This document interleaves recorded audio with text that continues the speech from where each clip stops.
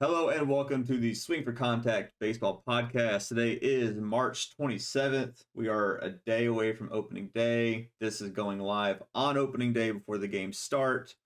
It's all of our favorite division. We're ending off this preseason breakdown with the American League West.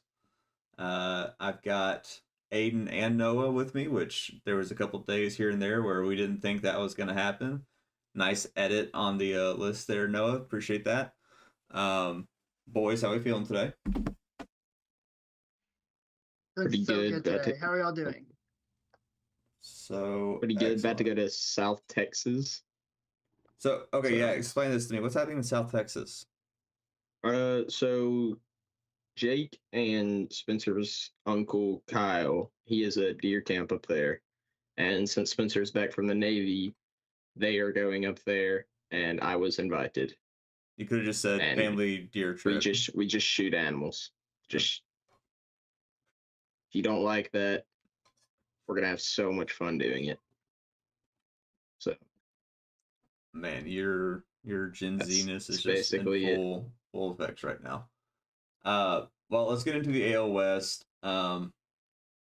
Last year, obviously, the Astros and Rangers both finished 90 and 72. Astros had the tiebreaker in the regular season. The Rangers obviously got their revenge in the postseason. Mariners at 88 and 74, Angels 73 89, and the Oakland Athletics with 50 wins last year. Obviously, I am the Astros guy, and you are the two Rangers people. Anything on the Astros that you would like to get off your chest before I start talking? I've seen a lot of people worrying about the Rangers rotation. I would argue starting out the Astros rotation is worse. I think they get their guys back quicker than the Rangers, but I think as of right now, I would take the Rangers rotation. And this is from a guy that has been heavily critical of that rotation. I agree. I agree. Yeah, like y'all, like Remy, you said before we started recording, the Astros I feel like are more balanced than the Mariners and the Rangers are. You said the Mariners have the rotation, Rangers have the lineup. Astros kind of have a mix of both. A lot of experience on the Astros side, but they'll be fine. Astros are gonna Astro. So the Rangers and Houston. Rangers and Houston have two series against each other, I think, in the first 20 games. Yep. If you are someone that bets, I would bet the over on every single game of those series. Because it will probably be some slugfest. That's probably a pretty good idea there. Key offseason moves for the Astros, obviously bringing Josh Hader in, forming a pretty good trio between Hader, Presley, and Abreu. Addition by subtraction with Martin Maldonado going out. Did bring in a backup catcher, Victor Caratini, in. Lost a lot of the middle relief bullpen guys. Just they became unrestricted free agents, and so there's a new crop of bullpen in the middle innings for Houston. That's kind of a not as big of a starting rotation question, but definitely a question I have as far as the middle innings, getting to that back trio. Obviously, the lineup, the first four names, everyone kind of knows and either loves / hates between Altuve, Tucker, Bregman, Gordon. Gonna need a bounce back year from Jose Abreu, which I think is pretty realistic. Looking at last year's numbers, everything on his BABIP was about minimum 50 points less than his career norms, which then affected his triple slash, whereas his walk and K percentages stuff were all kind of in line with his 2017 through 2019 stuff. So I'm looking for Abreu to have some positive bounce back. Obviously, just getting Martin Maldonado's 180 batting average out of the order is an addition. And then Yainer actually had some better defensive metrics than Martin did last year, so that's a nice addition. To me, one of the big questions I have is Jeremy Pena. He went through his sophomore slump last year, didn't hit a home run the second half of the season. He's kind of changed up his batting stance in spring. There's less moving parts, which I like. He's still a plus fielder at shortstop, which is nice, but I'm curious to see, is he a 9-hole hitter that hits league average, or is he going to be a 9-hole hitter that hits below league average?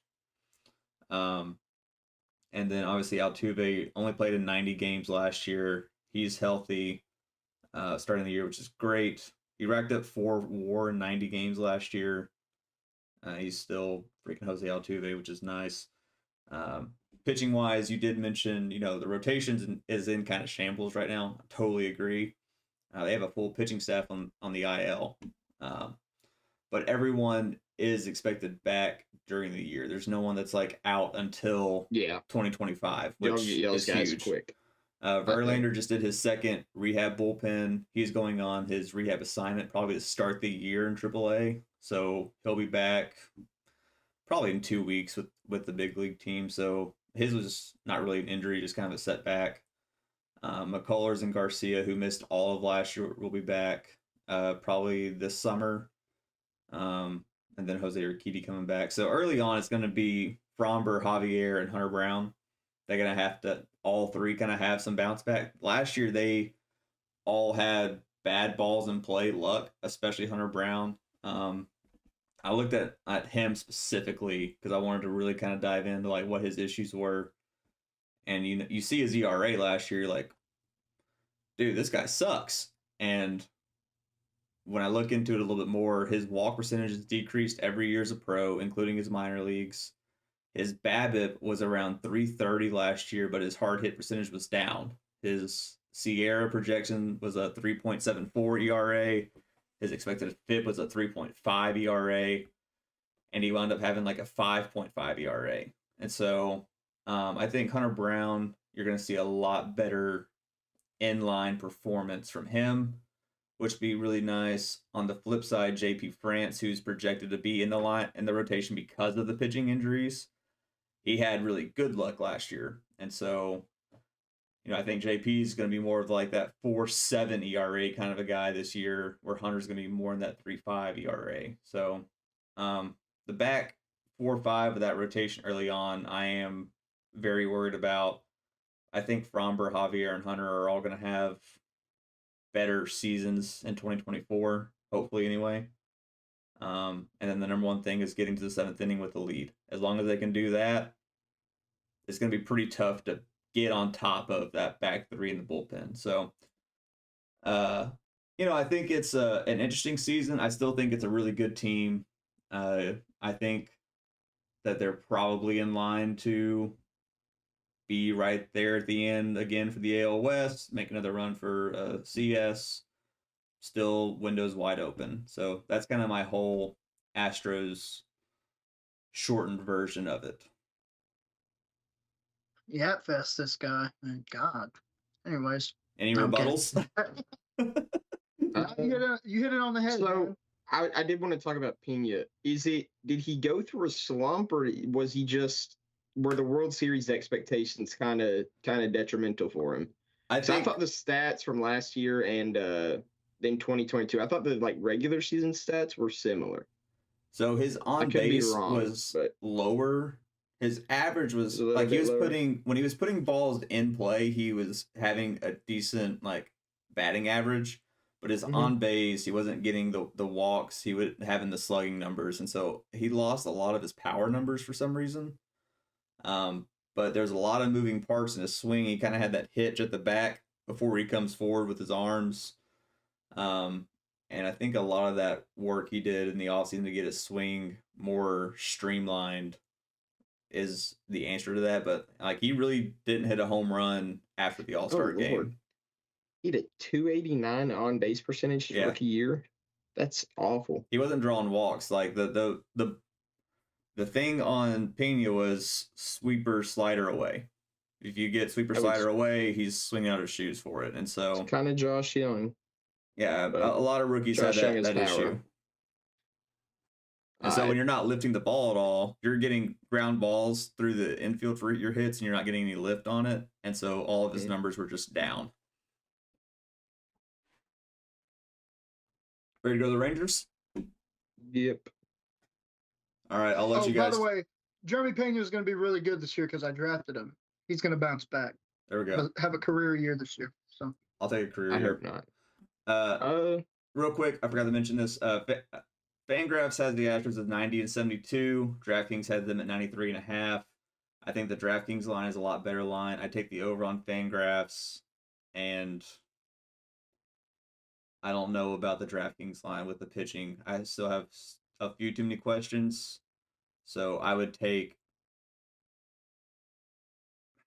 I'm a fan. Let's go over by half a game. 94 wins. So moving on to the I got Rangers. 91. 91 is fair. So here's the thing with us. Is the rotation worse than it was last year after DeGrom went down? After DeGrom went down? After DeGrom went down, I don't think the rotation's any worse No, it's than probably, it was last year. I think it could be. I think it's same or better. Because I've been thinking about this for like the past 30 minutes, like the entire time I was showering. I don't remember who our fifth starter was. Like I remember Eovaldi. I watched every game, by the way, like every single game. It was Eovaldi, Gray, Heaney, Dunning. I know Bradford got some starts in there. I know Owen White. I don't know if he ever started, actually. I think he just came in relief. I don't know who our fifth starter was. I just can't remember. I think y'all had like a revolving door of fifth starters. We kind of did, but like I don't know. Because I feel like I saw Taylor Hearn start a couple times. Hearn was traded early. Maybe it was the year before I saw Hearn He was start. that was awful. Who's the kid from Rice that I love that you guys hate? Kid from Rice. That's no longer with the team. Is it Spencer Howard? No.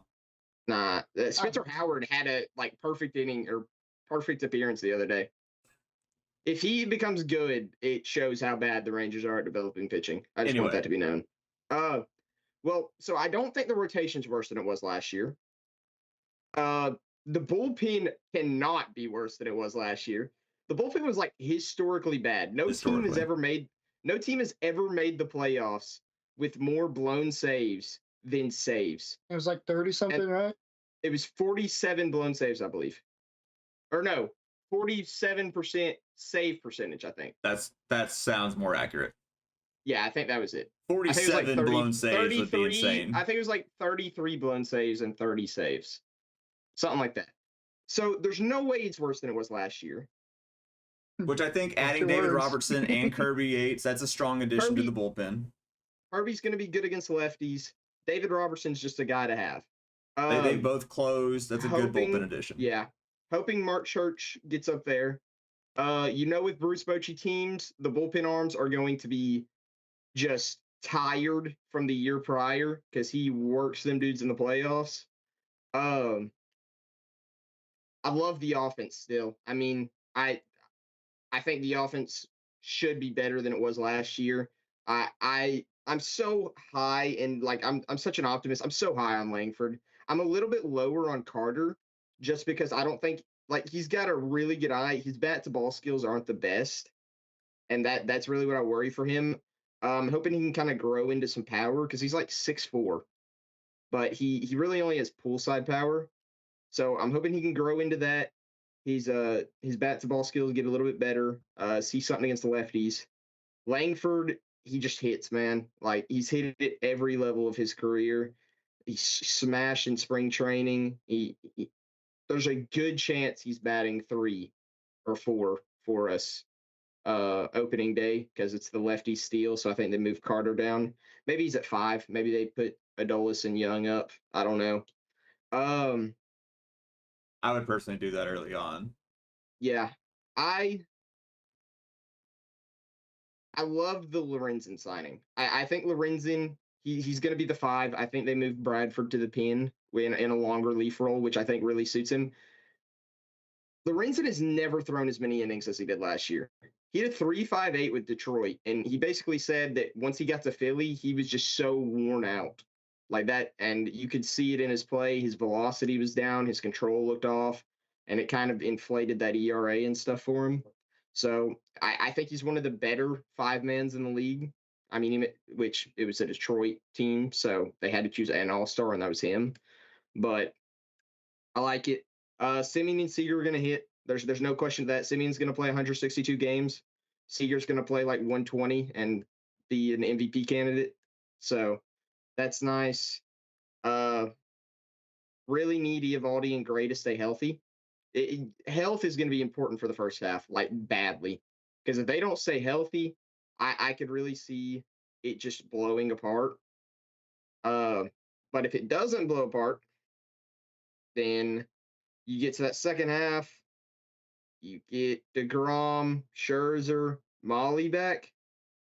This is a team that if they sneak into the wild card or win the division, I personally think they can win the division, but I can see how people say they'll do a wild card instead.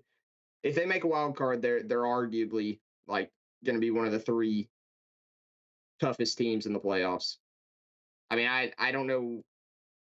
Facing a DeGrom, Eovaldi, and either Scherzer if he's doing well, or Gray, facing that 3-man rotation is going to be scary Agreed. for any team.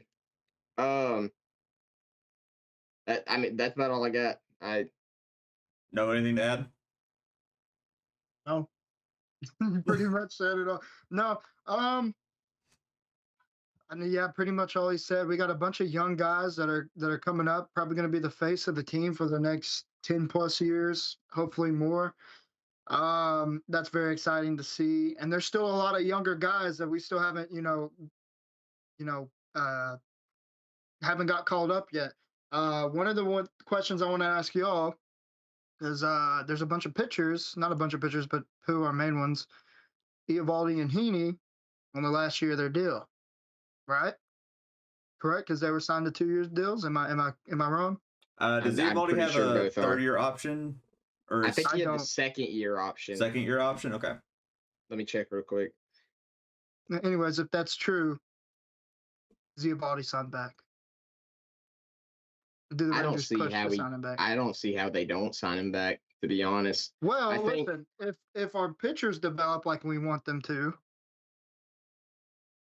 I'm stupid. Never mind. I Why don't- would you they? have Never a- mind. You're right. my thing is, I don't think Eovaldi's gonna be asking for some big deal. I wouldn't expect him to, especially with the injury history, and they've kind of taught. I mean, he's gotten his stuff back here. Like he had some luck-based numbers, but I mean, compared to Boston, it's like he's back on track. I know the Rangers are really high on Rocker. I know they are really high on Rocker. Gonna try to get him to the MLB when as soon as they can. I'm hoping that he starts off well this year. I don't know if he's gonna start off in I don't know if he'll go single A or if they'll start him double A or what. But I know they're high on him. Leiter spring looked really good. He looked exceptional. I mean, his fastball's up to 98. His command was a lot better, and his breaking stuff looked pretty good. They got those 2, and then there's Brock Porter, of course. It's going to take him a bit longer, of course, but they got some pitching prospects. I don't know how fast and how ready they are to come up. Like Leiter looks like a good 4th option right now. Like that looks like possibly his role with the team. I don't know if you could put him in a spot where Eovaldi's at in the future. So Nate Dogg has a vested option for 2025. It's dependent on the amount of innings he pitches. So he has how many innings? He has to have 300 innings across 23 and 24. He pitched 144 last year, so he would need over 160 innings this year. How many games he pitched last year? Last year he started 25 games. So he just realistically needs to start about 27 this year, 28. Yeah, realistically, you need probably about 28 games out of him. So if he does that, then his 3rd year would click. John Gray is also on the books for next year as well. He's this year and next year. So you have DeGrom, Eovaldi vesting, John Gray for sure. So you have 3 guys still booked for next season. Heck yeah. No, but yeah, bunch of young guys. bunch of old guys too, a bunch of good veterans. It's just a ball team, I guess. Um, I'm excited about the Michael Lorenzen signing. I was pretty excited when I saw that news. But yeah, lineups. I mean, the lineup's gonna smash. Um, obviously. But one guy is in AAA right now. I want to say it right here on the Swing for Contact podcast right now. Relief pitcher Antoine Kelly is going to be the next best bullpen arm in the league when he gets called up this year. Mark my words. I like Mark Church, man. I like him a lot better. I've seen Antoine Kelly with my own two eyes. Telling you. I like Mark Church too, but I'm telling you. Antoine Kelly. Anyways. I'm surprised he didn't get more spring work. Like, I thought he'd be. They gave him like one game and just sent him back. Yeah, I was a Alright. little upset about that. On the Rangers, I'm gonna go through my notes real quick and let you guys talk me off a cliff. So Tyler Mahle signed the 2-year deal coming off the TJ rehab. They're probably expecting, 15, 20 games from him, like this year? Is he expected to come back like... Mahle? Yeah. I think Maile's expected to come back after Scherzer. Oh, so Scherzer's like, May, June right now? I think Scherzer got... He got cleared to fast-tracked start June. I think he got... baseball activities. Yeah, I think he's ahead of schedule, so it's like June, and I think Maile's like All-Star break. Okay. Maybe a little before All-Star break. The offense ranked top 3 in pretty much every category. I think there's a lot of career years that players had that I think there's going to be some regression with some guys back to career normals. I'll talk about those in just a second. I still think they're going to be top 10. Top 10 minimum, top 6 probably. Like, I still think they're a banging lineup. So I don't want that to like sound like I don't believe in the lineup. The lineup's really freaking good. But how are the rookies going to do with postseason expectations? You never really know until the lights come on with guys. Evan Carter did some really good stuff in the playoffs last year, so I have less questions about him currently today. I just want to see Wyatt do it because there's some guys that crush and then it's just rookie ball. Sometimes you don't know. But I am curious to see. I'm excited to watch him because there's so much expectation on him to just hit, which if he does what he's always done, then he probably will. But some guys, you just don't know until you actually see it at the major league level. I think Heim and Adolis are kind of the two guys that I have circled for like, okay, here's where they might suffer a little bit. Based off like BABIP and slugging numbers from last year versus their career numbers. I mean, I think Heim had like a 50-point increase on his BABIP last year, and Adolis had career numbers on his slug. Seager is gonna hit, but you do see like 100-point bonus on his slugging in 2023. I think you're still probably looking at like a 480 to 550 range, is his career number. No shift. That doesn't affect your slugging. Nah, I think it does. I think it allowed him to pull more. His average was also around 330, which is kind of nuts. That's kind of hard to replicate. No shift. His average, I'd give more credit to the shift, but seeing a over 100-point increase on your career slugging numbers, I'm not buying that off of the shortstop not being on the second base side. Pulling the ball more. That's why. That's great. I have questions on him being able to repeat a 600 slugging when his career numbers are around 512. So, interested to see. Simeon was basically in line with all of his career numbers. I think Seager is still going to be great. Don't get me wrong. I think, probably 290, 350, 360 on base with like a 515, 520 slugging. And you're still going to have a great season out of Corey Seager. I just don't think that's a realistic expectation to have the same numbers as last year. Jonah Heim, same way. Like, he had massive increases to his BABIP numbers. Adolis had massive increase to his slugging numbers. So I just think there's some regression you're going to see. I do want to pull up the Simeon thing.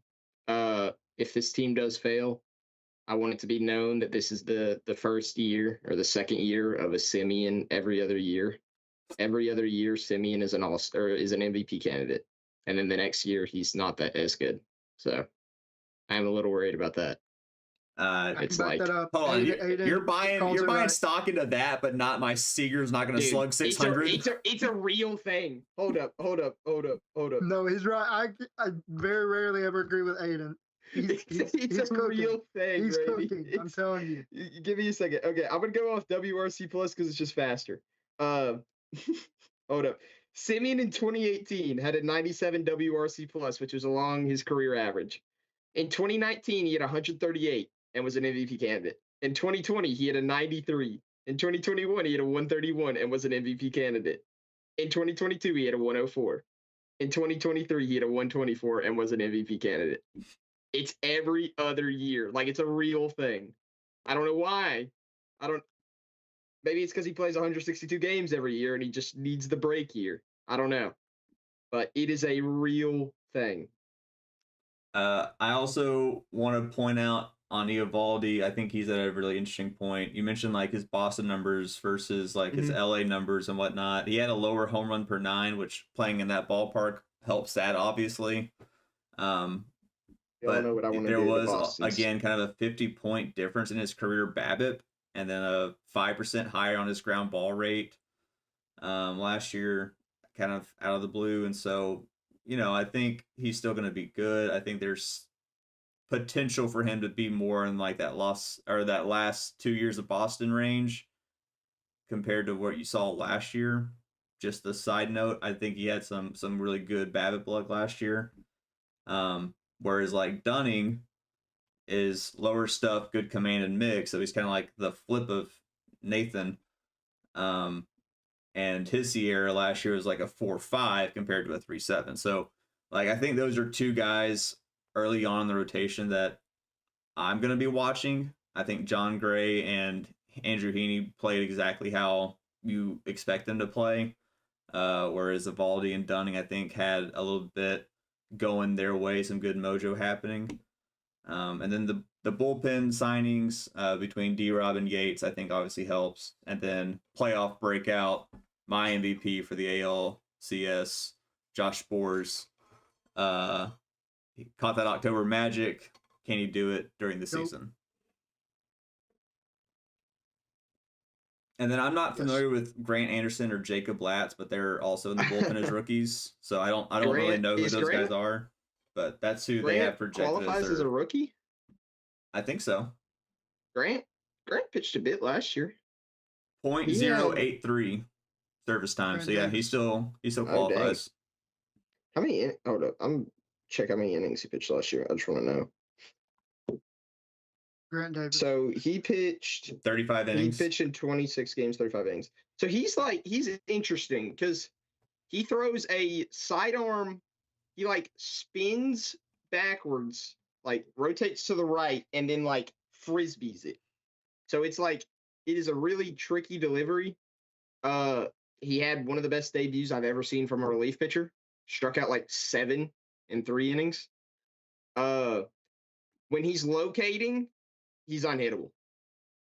He had a little bit of trouble locating last year. Like that's the first game he was dotting every corner he wanted, and then it just like started getting worse for a bit. So like if he can get the location right, man. Grant's gonna be a good arm. Here's my short version of the Rangers, and I think some visual aid will help with this. So here's where the lineup was last year. I expect the lineup to be just a little bit here, like one step back on the lineup. I can't see. I expect the starting rotation to play exactly like it played last year, and I think the bullpen who performed about here is going to perform about here. I still can't see. I know you can't see, but that's repeating. I think they're still a very dangerous squad. I don't want anything that I say to be taken out of context on there. Fangraphs has them at 82 and 80. DraftKings has them at 88.5. I like the DraftKings line better. I'm assuming you both are taking the over. Man, quit playing. I'm taking the over. I'm smashing that over. So what's your Oh. line for the Rangers then? My line would probably start at 90. Everything was like I've said it multiple times. Everything had to go right for the Rangers last year to make the playoffs and win the World Series. Not crap went right. Like A lot went right. Seager missed 40 games. DeGrom got injured. Gray got injured. Eovaldi got injured. We traded for Scherzer. Scherzer got injured. We'll see. The Like- problem with Gray, he's gonna get a blood sugar once a hold month. up. So The that's just bullpen kinda, blew 30 plus games. A lot went right when they made the playoffs, doofus. yeah, idiot. That wasn't specified. You just That was said a what I lot went specified. right.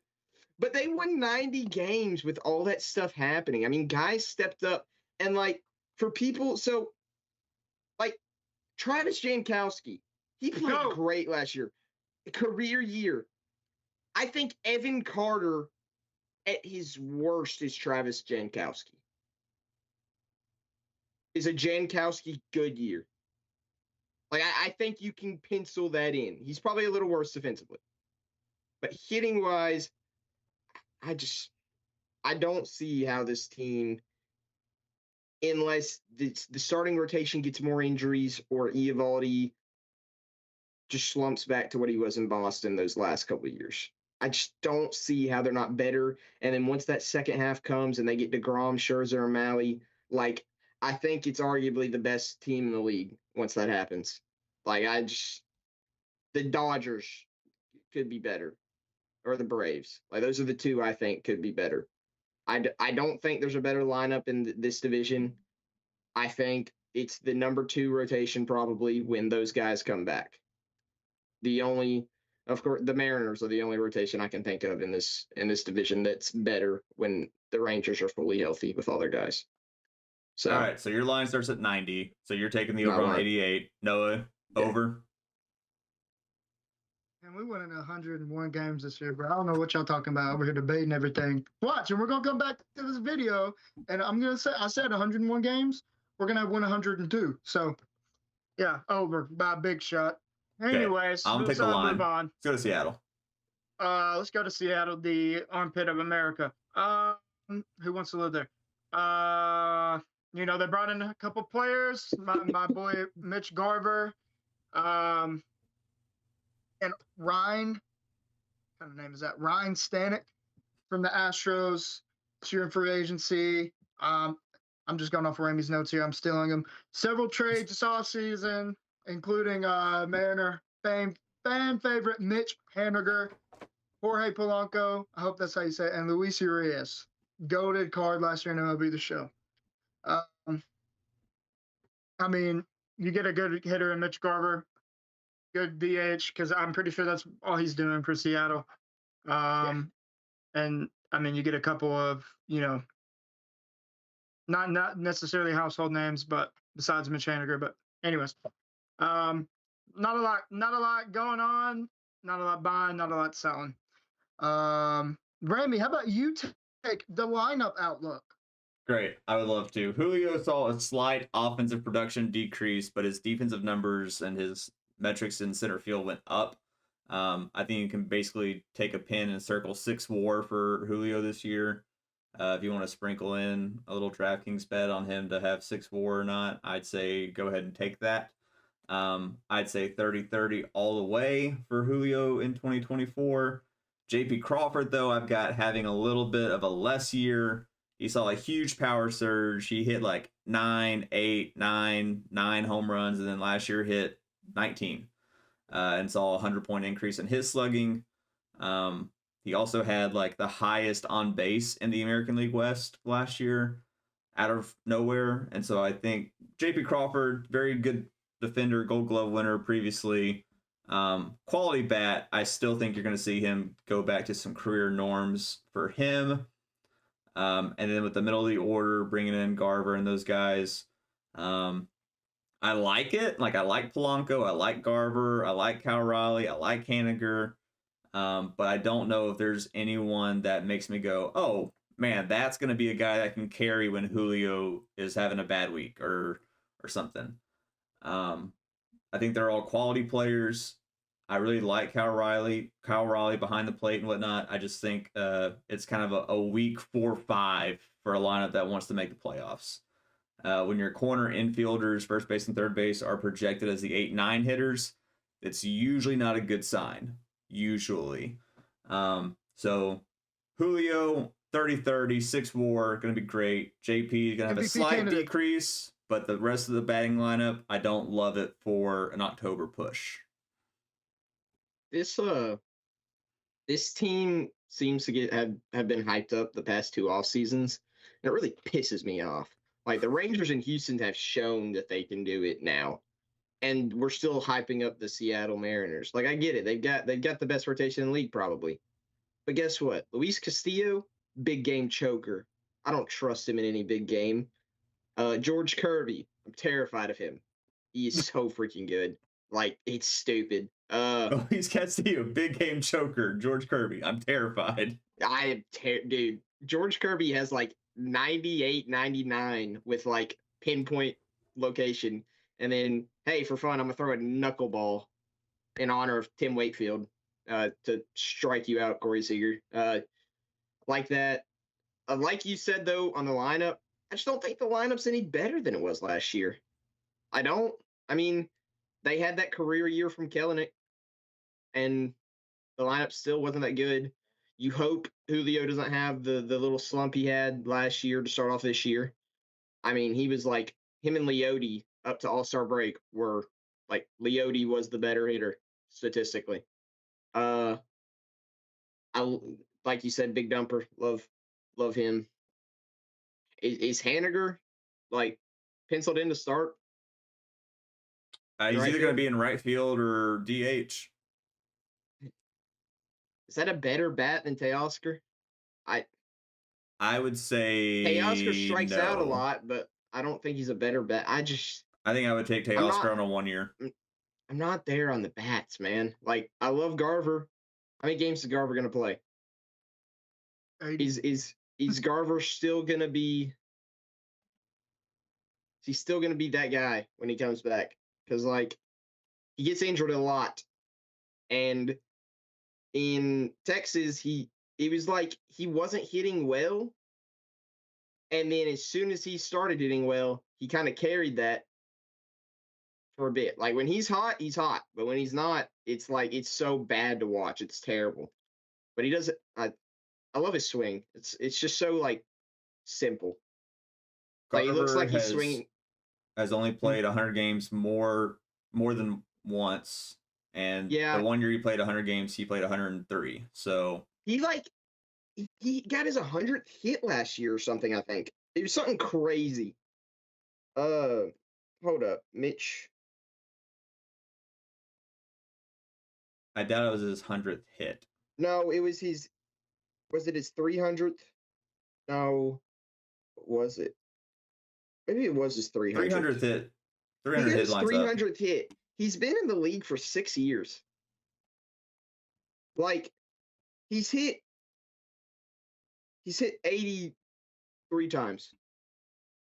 And then after that, he's hit above 53 0 times. It's like 53, 39, 12, and 9. Like I love Mitch Garver, but which I think DH is gonna be a lot easier for him to stay healthy, but I don't know. I like Gilbert. I usually try to pick him in fantasy. Uh he's interesting. I thought he might get traded.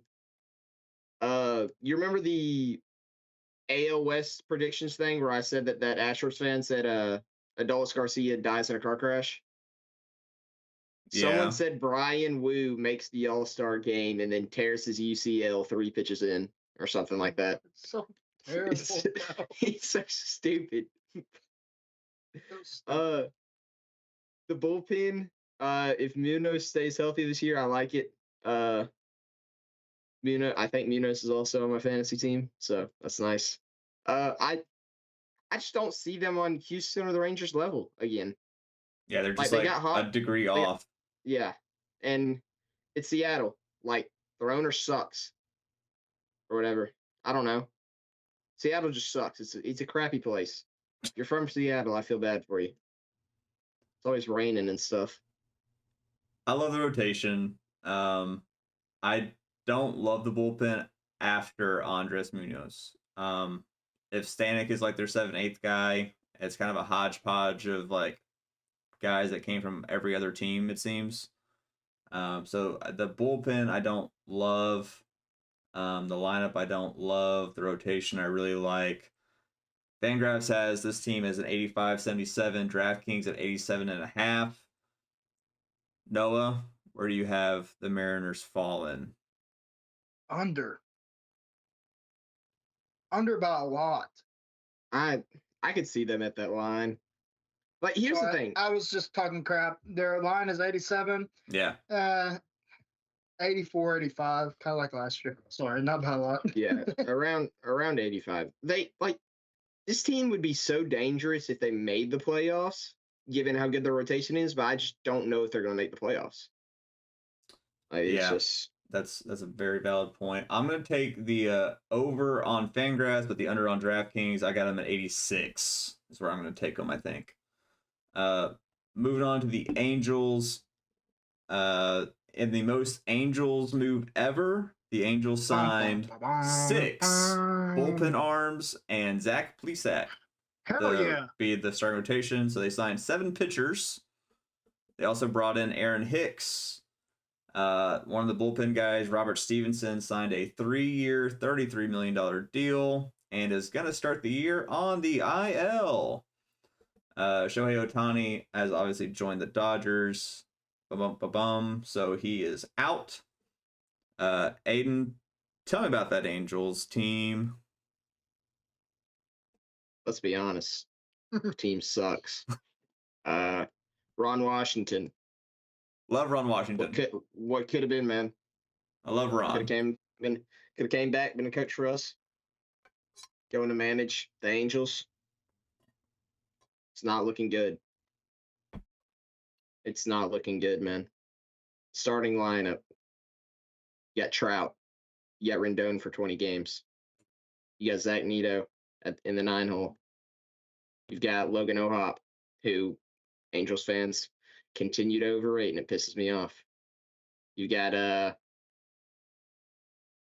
Chanel, who has 0 pop. It's just, what more? Like, is Aaron Hicks your savior? Is he your 3rd best hitter on the team? I don't think so. 5th. The bullpen. Like, there's just the starting lineup. Or the starting rotation, sorry. Like, that's... What's good about this team? Trout? Can he please request a trade? Stop playing for LA, man. Like, oh. No, anything you want to add on the Angels? They suck. Just shaking your head over there. Real quick, how many games can you expect out of Aaron Hicks and Anthony Rendon in front of Trout? Rendon has played less than 60 games 4 years in a row. So I think the fun game, instead of playing the over-under on the Angels win-loss, is over-under 50 games for Anthony Rendon in 2024. What are we feeling on that? I think he has AIDS, man. Like, I've looked at, like, I've gone into the Reddit rabbit hole, and it makes sense. That's always a good place to find your information. It is. It makes sense, though. Like, with all it just makes sense. All right, I'm going to cut you off on that. Taylor Ward and Brandon Drury also in this lineup. That might be the 4-5.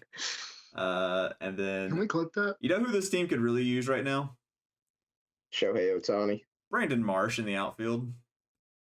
Oh, no, they traded him for... Yeah, they sent him to the Phillies. Was it for Logan O'Hoppe? I don't think that's who they got. I think they got Moniak from the Phillies and somebody else. I do like Patrick Sandoval. Not having the World Baseball Classic might be good for Sandoval. I think maybe he got a little tired down the stretch last year. He's a good lefty starting pitcher to have. I like Sandy. But the rest of the rotation, you're praying for like a Reed Detmers no-hitter again and like a Tyler Anderson to have like a breakout, I guess. I think he's statistically like the best pitcher in the league against Seager. Like Seager's like 1 for 25 against Sandoval. Sandoval's It's dirty. it's I like Sandoval. ridiculous, but he sucks. I hate him. Ah, come on now. I The hate all Angels. Angels players. They signed like we've had Josh Hamilton, first of all, like most uncontroversial player ever. Yeah, no controversy ever. No controversies, no drugs, no crimes, gambling. just a great ball player. Yeah. And they took him. So it's a hatred for the Angels. Okay. They Well, suck. 78 and 84 is the Fangraphs number. DraftKings has them at 72.5. Under. Noah, Under.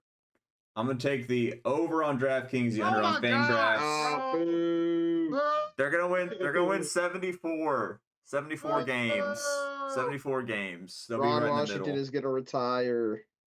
Last but not least, your one and only best franchise in baseball, the Oakland Athletics, coming off a hot year where they went 50 and 112.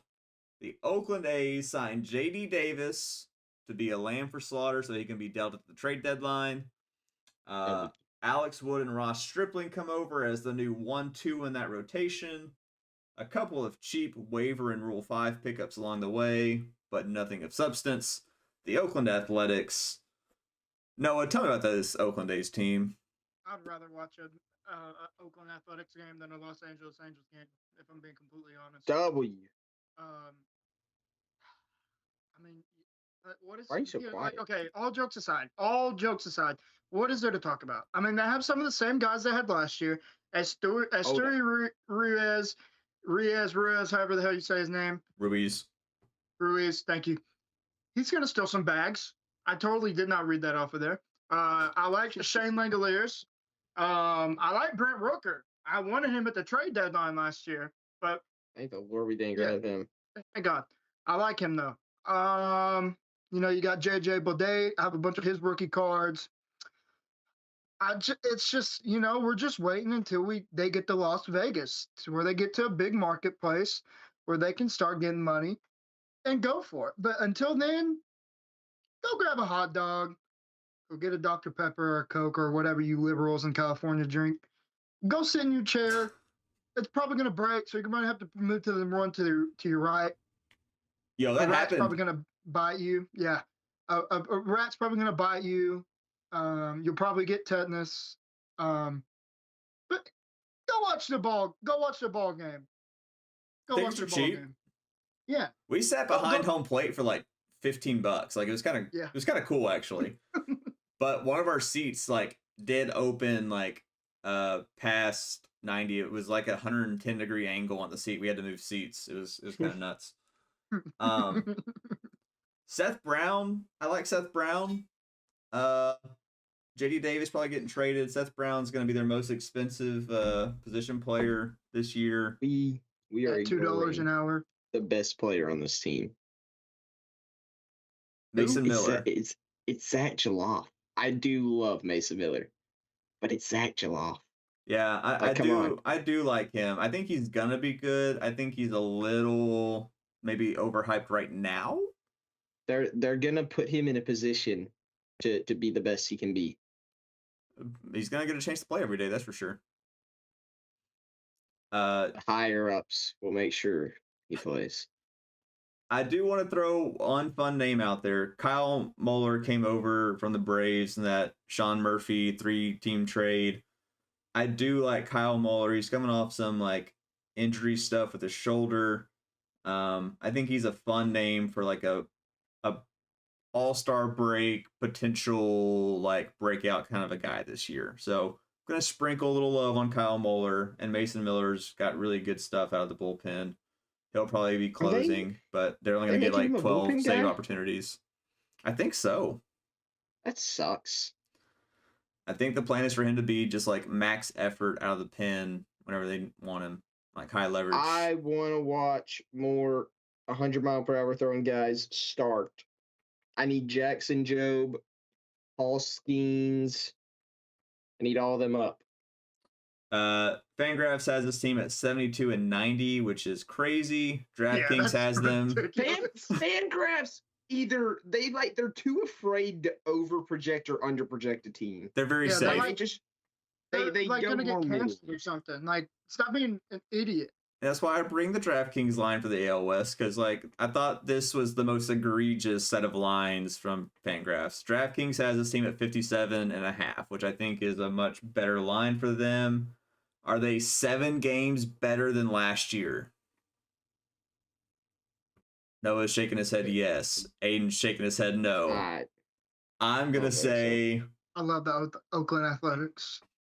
they're not going to get 57. They're going to be better than last year. They're going to be about 55. I think JD Davis is going to be good, and they're going to trade him at the deadline, and they're going to get some young guys in return, but they're going to be a really bad second half team. So I'm going to take them around 55-ish wins. I would get a Oakland Athletic hat if they weren't a division rival, which they're not really a rival. I might go give me an Oakland Athletic hat. I just love the green and yellow. I love it. I guess like the 2 years where they were like really good, the Rangers were probably in their like bad part of their rebuild, so I guess Yeah. it does help. All right, well that finishes off the AL West. We obviously took a little bit longer going through this division because we're so connected to it. It's our little home away from home. Not Thank me. you. Thank you for joining us today. If you would, give the video a like and subscribe to the channel because we'll be bringing baseball stuff every week from here on out. Now that officially it is opening day, and we're so excited to have baseball back because the offseason has been kind of brutal. Aiden, last remarks? I hate the Mariners You and made- the Angels. and the Angels. I don't hate the Astros anymore because it's kind of like can't It's hate your fun. sons. Yeah, you can't hate your kid. Wow. We're like the father that stepped up. We're not the stepfather. We're the father that stepped up. You know, if you were the fathers that Oh. stepped up, y'all would have let us play our home games and during the hurricane at y'all's place Nah. instead of. Nah. Build That better would've been a really stadium. cool I saw, move. I Build- saw build a better something stadium. crazy. I saw something crazy on Twitter the other day. What'd And it I'll tell you say? after. What'd man. it Just say? Go ahead and cut. Peace.